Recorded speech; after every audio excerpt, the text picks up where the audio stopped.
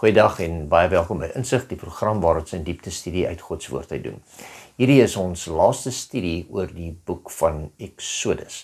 En ons gaan vandag 'n bietjie kyk na die tabernakel, die offergawes wat gebring is, die vrygewigheid van die offergawes en hoe die werk gedoen is. En dat die Here in hierdie tabernakel wat hulle gebou het, dat hy deur sy heerlikheid in Israel se midde gewoon het.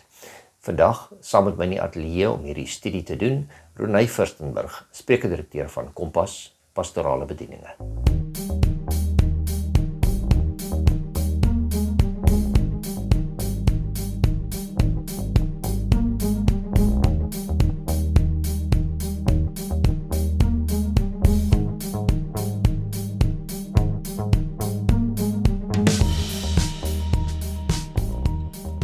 Goeiedag Ronay, goed om jou weer hier te hê. Kan jy glo, ons is by die laaste studie in hierdie reeks oor die boek van Exodus.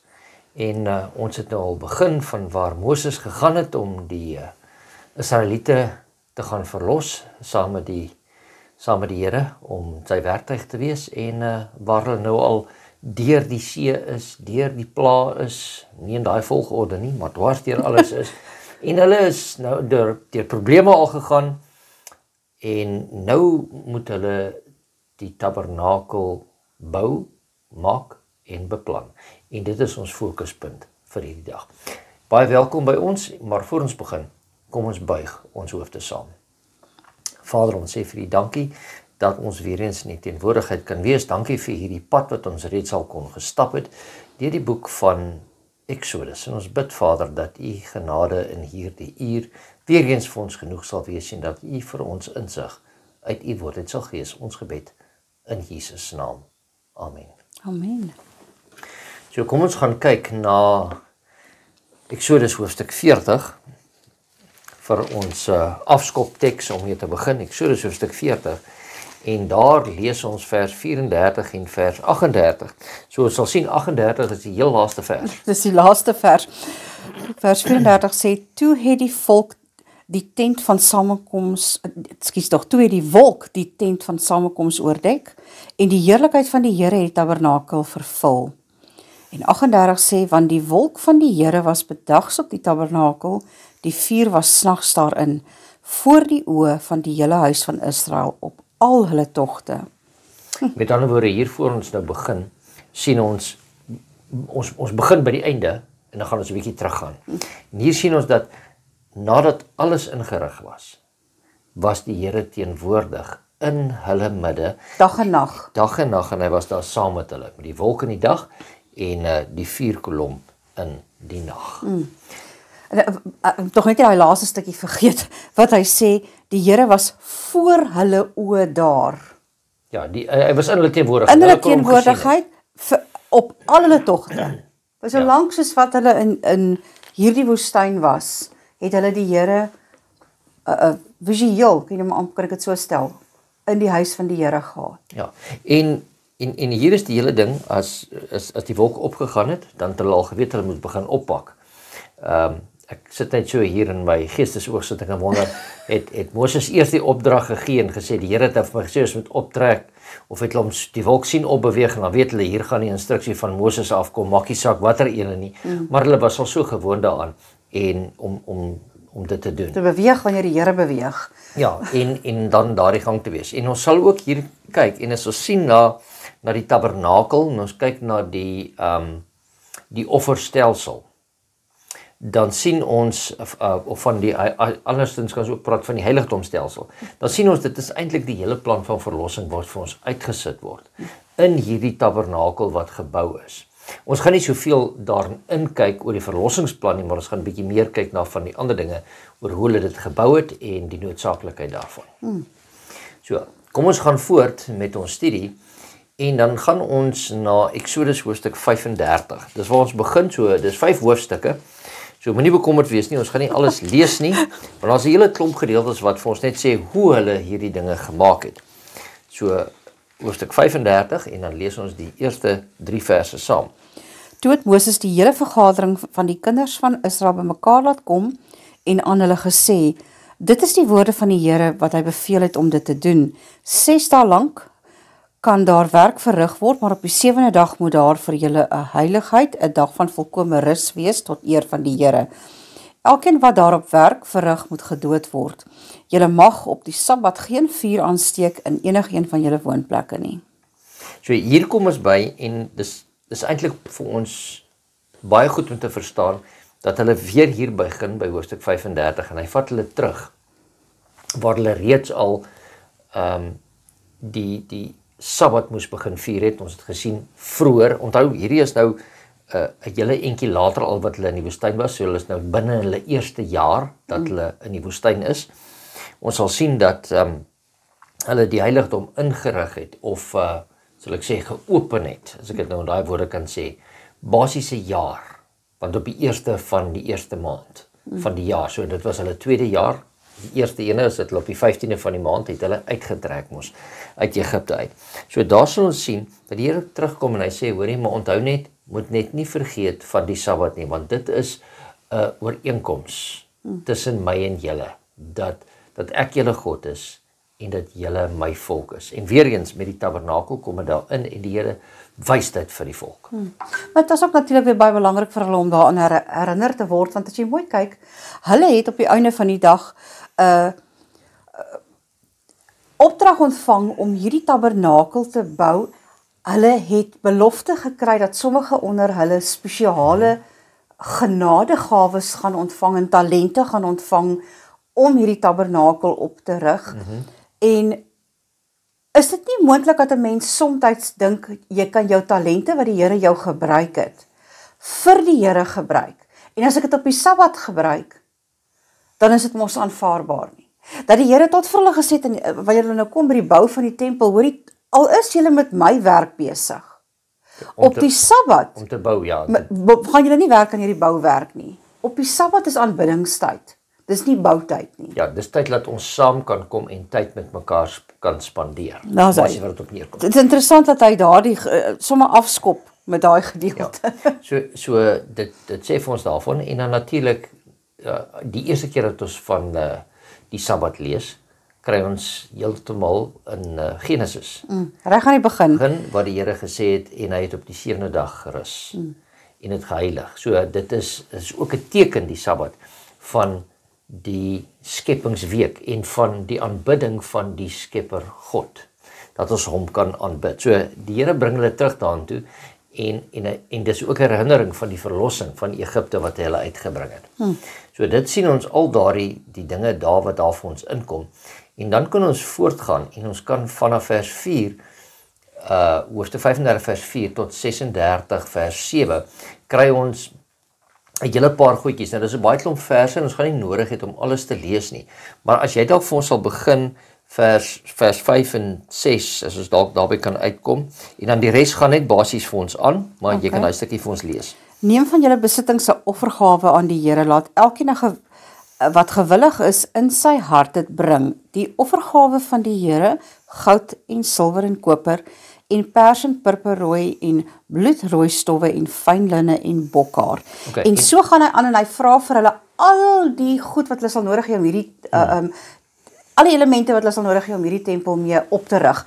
Ek wil nou amper sê van grondvloer af tot by die dak toe uit. Wat jy sal nodig hê. So ek wil net vinnig vir ons teruggaan en onthou hulle was nou in die woestyn gewees en nou waar het hulle al hierdie goed gekry, net so ter elkeen van ons se herinnering van ons, gaan ons na Eksodus 12 toe en ons kyk daar vers 35 en 36. Onthou dit is net voor hulle uitgetrek het uit Egipte land uit.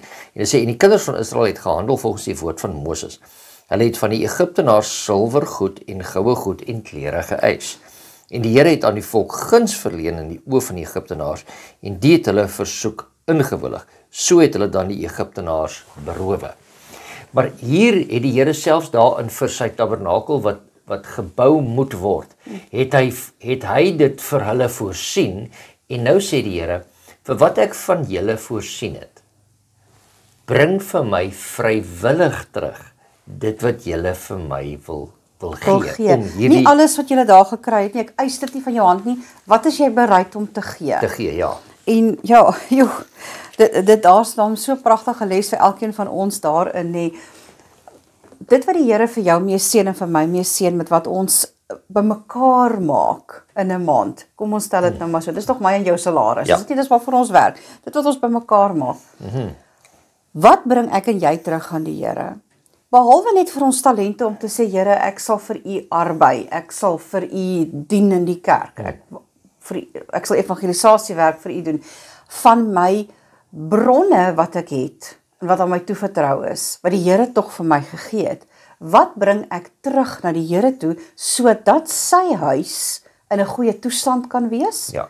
en die huis van die Here voorsiening het in alles wat hy nodig het. Kom ons stel dit so. Ja, en basies nou wat ek wil omkom en ons terme wat ons van praat is, sodat hierdie tabernakel van die Here nie op skuld gebou word nie. Nee? Sure. Dit is basies wat dit op neerkom. Die Here sê, ek het vir julle voorsien. Al wat julle nodig het om hom mee te bou, is by julle. Ek vra vir julle, gee vir my vrywilliglik. En dan soos jy gesê het, ons kan nou verder die gedeeltes lees, tot en met vers 19, dis al die verskillende goed wat hulle nodig gehad het, so ons gaan nie vreeslik daarop konsentreer nie, maar in vers 20, Okay. en 21 kan ons dalk saam lees. En toe die hele vergadering van die kinders van Israel van Moses af weggegaan, en elkeen wie se hart hom opgewek, en elkeen wie se gees hom aangedryf het gekom, hulle het die offergawe van die Here gebring vir die werk aan die tent van samekoms en vir sy hele bediening en vir die heilige klere. Die manne en die vroue het gekom, elkeen wat gewillig van hart was, en hulle het gespes en ringe en vingerringe en al hierdie goed gebring. Elkeen het 'n offer van goud aan die Here gewy het, en elkeen wat in besit was van pers en purperrooi en bloedrooi stowwe, so hulle het elkeen wat hulle gehad het, het hulle gebring om hierdie tabernakel vir die Here te bou. En hier is nou die mooi ding weer eens, en ek dink ons moet dit pertinent sê. Dis nie van die wat ryker was moes meer gebring het en die wat armer was moes minder gebring het nie. Hier was gevra, bring volgens dit wat jy voel in jou hart, wat jy in die Here wil bring. So dit is 'n vrywillige offergawe. En hier moet ons nou baie mooi verstaan, hier word nou glad nie gepraat van tiendes wat aan die Here behoort nie. Hierdie is vrywillige offergawes. Behalwe, ja. Ekskuus tog.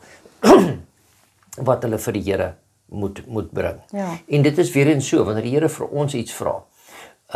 Hoekom ons na die Here toe of gaan kerm en kla ons as by die huis kom as daar 'n oproep gemaak word vir fondse of vir iets wat vir die uitbreiding van die werk van die Here is.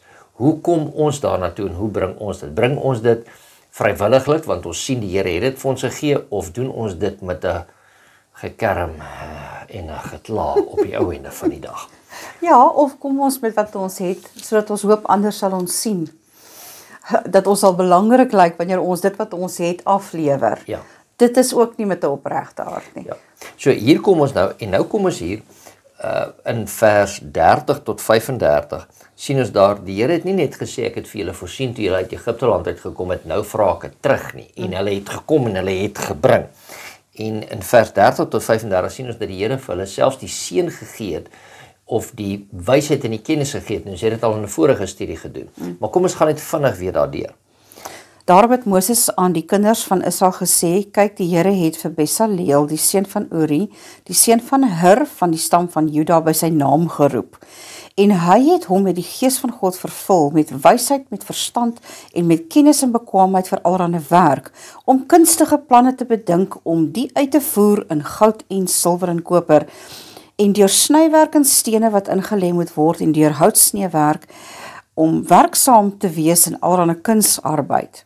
Ook het hy in sy hart gegee om ander te onderrig, en aan hom en aan Oliab, die seun van Ahisamach, wat die seun uit die stam van Dan, en hy het hulle vervul met kunsvaardigheid om allerlei werk te maak, van 'n ambagsman en 'n kunstenaar, en van die bewerker van veelkleurige goed in pers en purperrooi en bloedrooi stowwe en fyn linne, en van 'n wewer wat al die werk moes verrig en kunstige planne moes bedink. So selfs hier het die Here gekom vir sy werk. Het hy nie gesê, o, julle hoef dit nou uit julle eie uit te dink nie.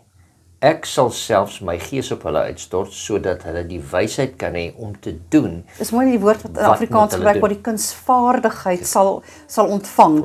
En wat vir my baie mooi is hier is dat hy sê ek het een man uitgesonde, maar ek het ook aan hom die vermoë gegee om ander op te lei. Ja.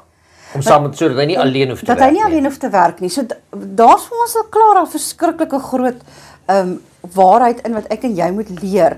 Wanneer ek en jy 'n talent van die Here af ontvang het, 'n spesiale kan ek dit ook maar 'n kunsvaardigheid noem, is ons verplig om dit wat die Here vir ons toevertrou het, daardie kennis oor te dra aan 'n volgende een dat hulle ook vir ons kan begin help in die werk van die Here, nie waar nie? So dis baie belangrik dat dit moet gebeur soos jy nou net sê, sodat ons word geseën met gawes sodat ons ander ook daarmee kan seën, sodat hulle ons kan help in die werk.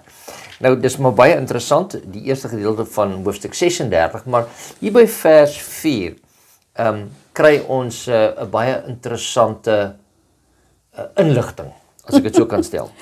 Jo, ek wil amper voor ek hier begin sê, ek wens ek en jy kon nou al dit gesê het nie. Toe het al die kunsvaardige manne wat met al die werk by die heiligdom besig was, man vir man van die werk afgekom waarmee hulle besig was, en hulle het met Moses gespreek en gesê, die volk bring meer as wat nodig is vir die uitvoering van die werk waarvan die Here hulle vervaardiging beveel het. En daarop het Moses bevel gegee en hulle het 'n oproep deur die laar laat gaan en gesê, laat geen man of vrou meer verder enige werksaamheid verrig in verband met die offergawe vir die heiligdom nie. En toe die volk opgehou om te bring, want die boustof was vir hulle genoeg om die hele werk tot stand te bring. Ja, daar het oorgebly. Nou dit is gewoonlik nie iets wat gebeur by ons wanneer ons iets moet doen nie. Ons moet gewoonlik nog 'n keer vra en nog 'n keer vra en nog 'n keer vra. Maar hier kom dit, en die eerste keer is daar gevra, en ons moet ook dalk seker besef, dat die Here het dit in elkeen se hart oortuig, dat hy vrywilliglik moet gee, en ek verstaan hier, dat dit nie net van, kom ons gebruik vir jou en vir my 'n voorbeeld, ons gaan soontoe, ons besluit, ons gaan nou iets gee van wat ons het, en ons bring dit, en as ons weer by die huis kom, dan sê ons maar, jo, maar weet jy wat? Ons eintlik nog genoeg, kom ons vat nog 'n bietjie. Ja, kom ons vat weer, en dit is wat ek in my gedagtes sien, dat gesinne het teruggegaan, weer en nog gebring, en nou kan ek nou die manne sien wat nou daarmee moet werk, en sê, ja, dankie, ons het hierdie nodig, ja, ons het nog nodig, sit so lank daar neer, ons het van hierdie nodig, ja, ons begin nou 'n probleem ontwikkel, waar gaan ons al hierdie goed stoor? Ons het klaar te veel. En mense bring net, en hulle sê, nee, maar hier is te veel. Hulle sê, maar Moses het gesê, ons moet bring, en ons is oortuig in ons hart om te bring. Totdat Moses die bevel moes gee. Mag die Here ons so beïnvloed, en deur sy gees so met ons werk, dat ons so vrygewig wil gee, vir die werk van die Here, dat daar eintlik te veel sal wees. Ek wil amper 'n vraag vir ons sê, is dit nie ook moontlik dat wanneer jy begin gee, dat dit makliker word om weer te gee nie? Ek wil amper so ver gaan om te sê, dis altyd die eerste keer wat seer maak. Ja. Die eerste keer as jy agtergekom het, maar wie ek het vir die werk van die Here gegee, en ek het nie 'n tekort nie. Ja. Die Here kyk na sy mense, die Here, want onthou, dis baie duidelik dat die Here sê, hy het vir hulle sorgvuldig gesorg. Hulle het genoeg gehad. En wanneer jy gee, kom jy agter, maar jy kan eintlik nog gee. Nou, ek wil amper sê, wanneer jy begin weggee, kom jy agter hoeveel jy eintlik het. Ja, en dat jy nog kan gee. Die ander ding is ook van om te gee, en jy sien, daar gebeur iets met jou offergawe. Oortuig dit jou om nog meer te gee, want nou wil jy sien, die werk moet klaarkom. Ja, in ander woorde wat jy vir my sê is, elke kerk kort 'n projek. As jy wil hê jou mense moet bydra vir iets, wat is jou projek? Waarmee is julle besig? Wys vir ons hoe die werk van die Here vooruit gaan.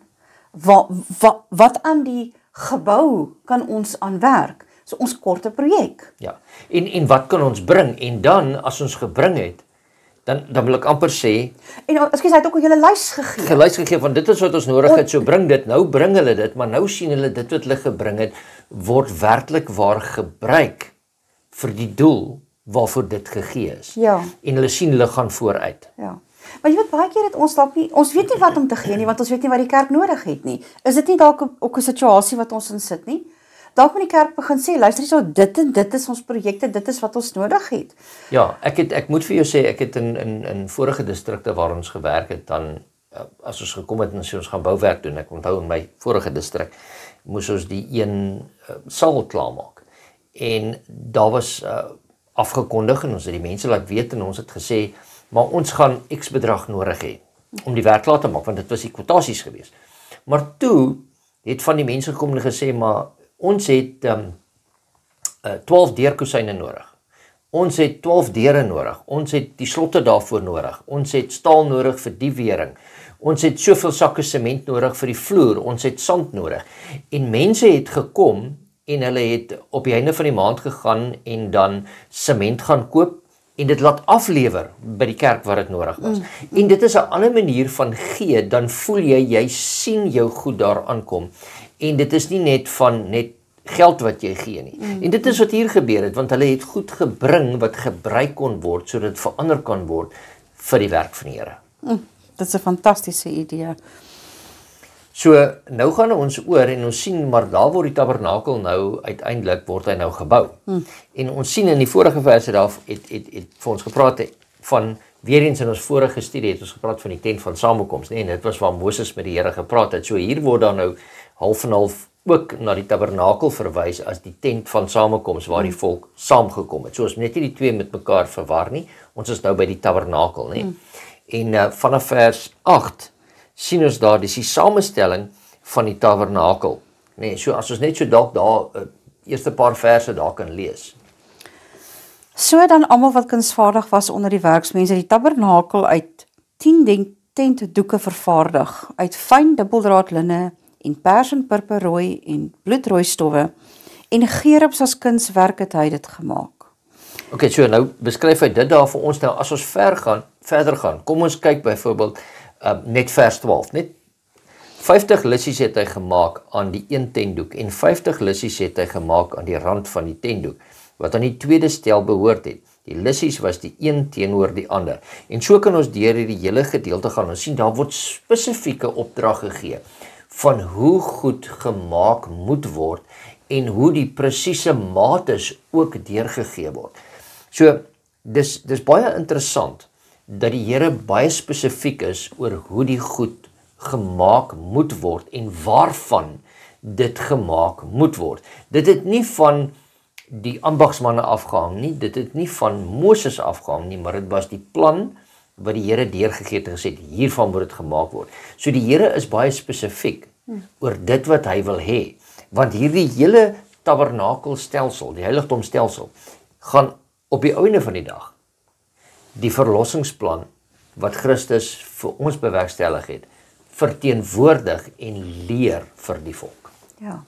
En onthou, hierdie was 'n mobiele tempel. Ja. Hy kon opgeslaan word en skuif wanneer die wolk begin trek het. En wanneer die Here gesê het, nou moet julle kan skuif.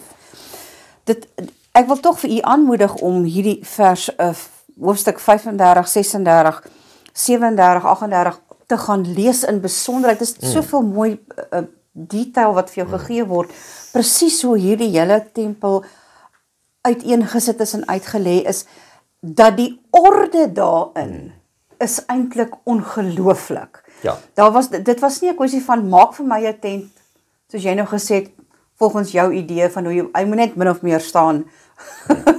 Ja. Hier's 'n goddelike orde in die oprig van hierdie tabernakel. En dit was nie net, want onthou nou as ons nou praat van die tabernakel, dan praat ons basies van die tent wat opgesit moet word. So, dis die tabernakel wat gemaak moes word uit hierdie offergawes wat gebring word. Dit was die ark wat gemaak moes word, nie? Waar die 10 gebooie in was met die versoendeksel. Daarna kyk ons die tafel met die toonbrode, die 7 kandelare, die reekofferaltaar wat daarin was. En nou gaan ons vorentoe, ons gaan na die brandofferaltaar toe, ons gaan na die waskom toe.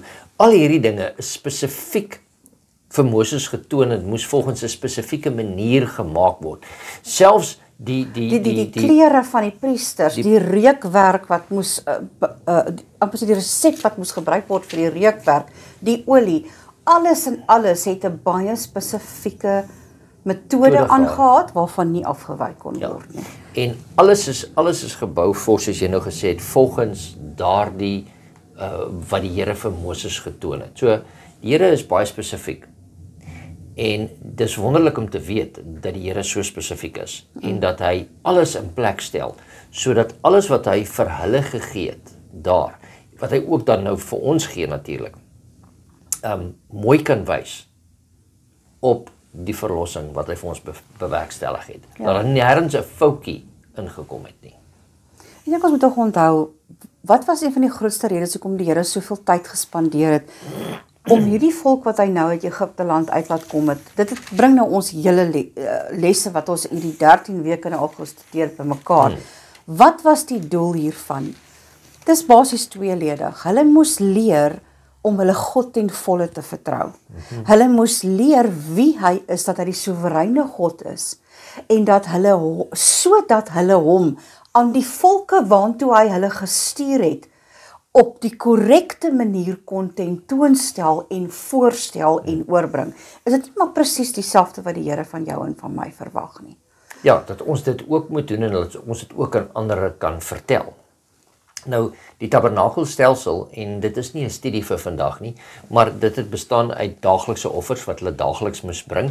Met ander woorde, bring daagliks, so jy weet, die Here het vir sy disippels geleer, so moet julle bid. En dan sê hy ook daar, gee ons vandag ons daaglikse brood en vergewe ons skulde soos ons skuldenaars vergewe. En hier kom dit ook in, daar's 'n daaglikse offer gewees wat gewys het op, daar moet bloed vloei vir die vergewing van sondes. Nou, die bloed wat gevloei het weer eens natuurlik vooruitgewys dat Christus se bloed sal moet vloei vir die vergewing van die mens se sondes, maar dit was 'n daaglikse offerstelsel. Dan was daar ook die jaarlikse offerstelsel, nê, wat dan vir ons verwys het en wat op die groot versoendag plaasgevind het.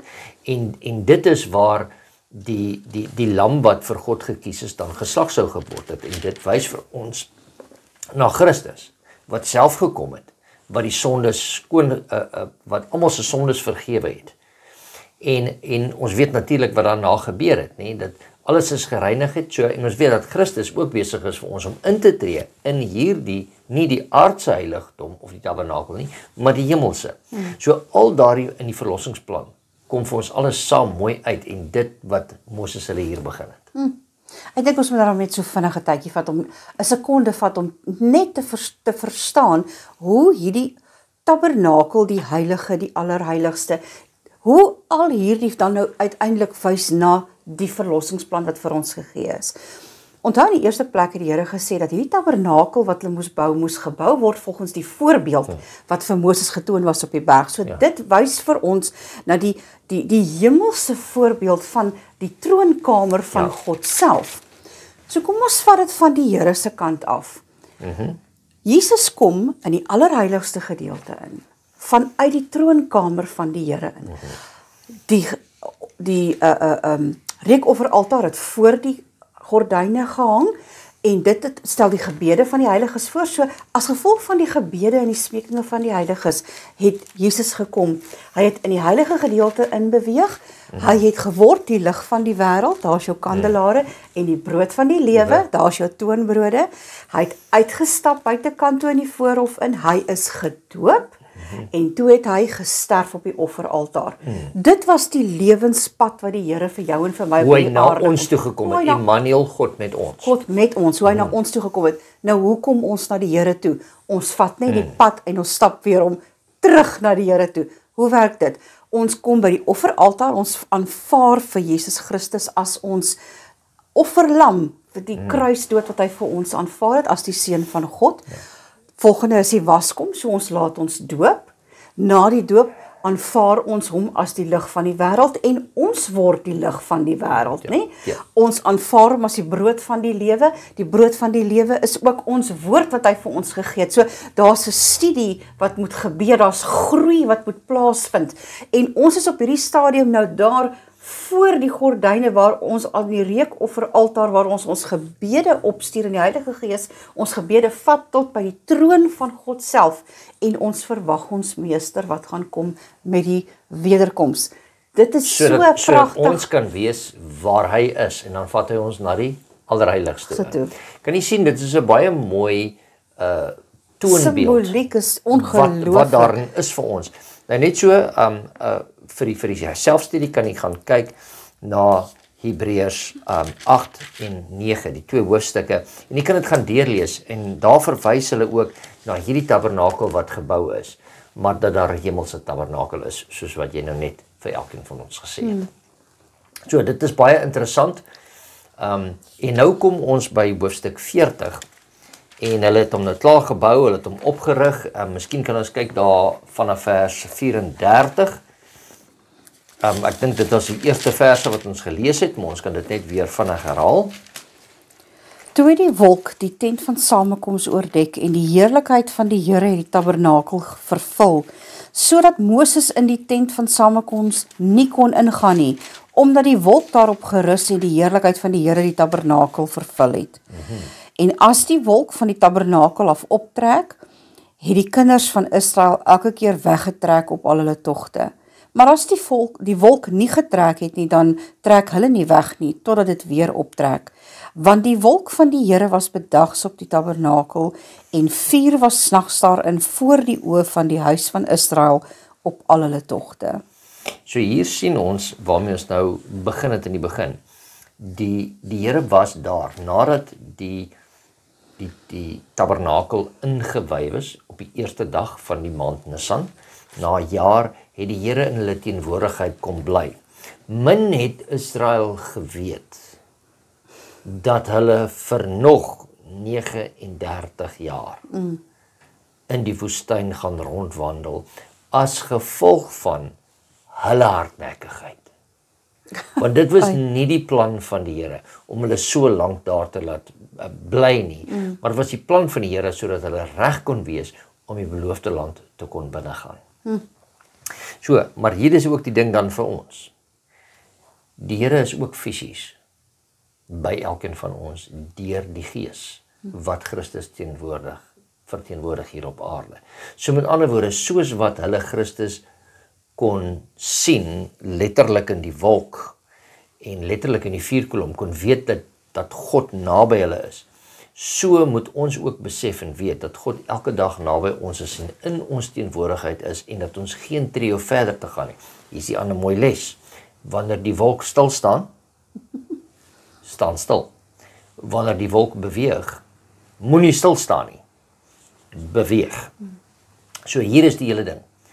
Is u en is ek reg om te beweeg wanneer die Here beweeg? Is u en ek bereid om stil te staan wanneer die Here sê, moenie nou beweeg nie?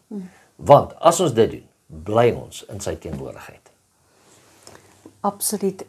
Dit is so groot voorreg om saam met u hierdie 13 weke te kon deurmaak. Om op die einde van die dag agter te kom en tot die besef te kom dat dieselfde God wat in hierdie tabernakel vervul het, wat in 'n wolkkolom in die dag en 'n vuurkolom snags in die midde van sy volk was, daardie selfde God is nog vandag in u en my midde. Ek en jy het nog nooit een tree sonder hom gegee nie. As ons ooit voel ons is sonder die Here, is dit dalk omdat ek en jy weggetree het. Ja. Nie omdat die Here weggetree het nie. Want die Here het beloof hy is met ons tot aan die volëinding van hierdie wêreld. Ja. Ons kan afsluit met daai vers in Johannes 1 vers 14. En dit verwys hier vir ons na Christus toe. Want hy begin in vers 1. Hy sê in die begin was die woord en die woord was by God en die woord was God. Hy was in die begin by God. En dan sê dit daar, alle dinge het deur hom ontstaan en sonder hom het nie een ding ontstaan wat ontstaan het nie. Vers 4, in hom was lewe en die lewe was die lig van die mense. En nou kom ons by vers 14, jy kan die res gedeeld by die huis lees en dit sê vir ons, en die woord het vlees geword en het onder ons gewoon. Soos wat Christus deur die wolk teenwoordig was in die woestyn saam met sy volk, die wolk in die dag en die vuurkolom in die nag.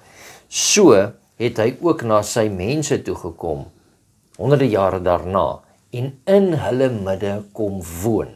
Om nie om te hoog geag, om deel te word van hulle nie. En sê daar vir ons, en ons het sy heerlikheid aanskou. Met ander woorde, as Christus saam met ons is, en tussen ons lewe en in ons lewe is, dan sal ons sy heerlikheid in ons lewens aanskou. 'n Heerlikheid soos van die eniggeborene wat van die Vader kom, vol van genade en waarheid. En dit is ook dan hoe ons lewens moet wees, nie? Vol van genade vir ander en vol van die waarheid. En Christus het gesê, ek is die weg, en die waarheid en die lewe. So ons moet vol wees van Christus se karakter en dit dan teenoor ander uitleef. En ek dink nie daar kan veel meer gesê word na dit nie. God met ons, hy is die waarheid, sy karakter, sy verlossing.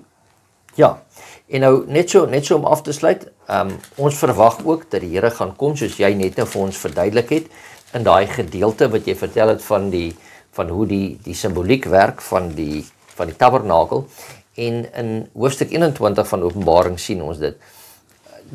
Natuurlik, die eerste 2 hoofstukke sê vir ons hoe die wêreld begin het, en die laaste 2 hoofstukke in die Bybel sê vir ons hoe dit gaan eindig. En hoofstuk 21 vers 1 sê, en ek het 'n nuwe hemel en 'n nuwe aarde gesien. Want die eerste hemel en die eerste aarde het verbygegaan en die see was daar nie meer nie. En ek, Johannes, sê die heilige stad, die nuwe Jerusalem, sien neerdal van God uit die hemel, toeberei soos 'n bruid wat vir haar man versier is. En ek het 'n groot stem uit die hemel hoor sê, kyk die tabernakel, die tabernakel van God. Wat sê dit vir ons daar? Is by die mense. En hy sal by hulle woon, en hulle sal sy volk wees, en God self sal by hulle wees as hulle God. So met ander woorde, hier sien ons, dit is nie net Israel van ouds, wat die voorreg gehad het, dat die Here in hulle midde gewoon het nie, maar vir u en vir my, wat ook die wederkoms van die Here verwag, en saam met hom wil wees, en saam met hom herenig gaan word, is hierdie verse vir ons baie bemoedigend, dat ons saam met hom sal kan wees, en dat hy sy tabernakel, sy blyplek, by ons gaan kom maak, en tussen ons gaan kom woon. Ja, sy heiligdom. Sy heiligdom gaan ons woonplek ook word. Ja, dis 'n baie goeie manier en 'n goeie studie om die boek van Exodus af te sluit. Maar is ook 'n goeie studie om te kan weet dat ons kan vooruit sien, dat ons ook eendag, soos Israel van ouds, by die Here kan wees, en hy gaan by ons wees, en daar sal ons tuis voel. Renée, dit was goed om hierdie 13 weke se studie saam met jou te kan doen en saam te kan studeer. Ek sien uit na ons volgende reeks studies wat ons saam gaan doen. Maar tot en met daardie tyd, mag die Here vir jou seën en mag die Here vir elkeen van ons kykers seën, totdat ons weer ontmoet met ons nuwe studies. Sal jy vir ons afsluit met 'n gebed? Kom ons bid saam. Here, alle eer aan U vir die voorreg om deur die boek van Exodus te kon werk, en op die ou einde van die dag net te kan sê, aan U behoort die heerlikheid en die almag, vir die manier hoe U volk gered het, versorg het, geleer het, geondersteun het. Here, ons gee ons in totaliteit aan U oor. En ons vra, Here, soos wat U vir Israel van ouds van vooraf gebou het, opgerig het, sterk gemaak het vir die werk wat vir hulle voor moes lê, dat U asseblief dit met ons ook sal doen. Mag ons asseblief die tabernakel ervaring hê met U, en besef dat U in ons midde is elke dag. Baie dankie, Here, vir die voorreg om nog in hierdie tyd op hierdie aarde te kan wees, en deel te kan wees van hierdie laaste plan om voorbereiding te tref vir die wederkoms van ons almagtige Here. Mag jy asseblief elkeen van ons kykers ryklik seën, soos wat hulle voorberei vir U koms, en soos wat hulle ook hulle roeping in U weer herontdek. Ons vra dit in U naam. Amen. Amen.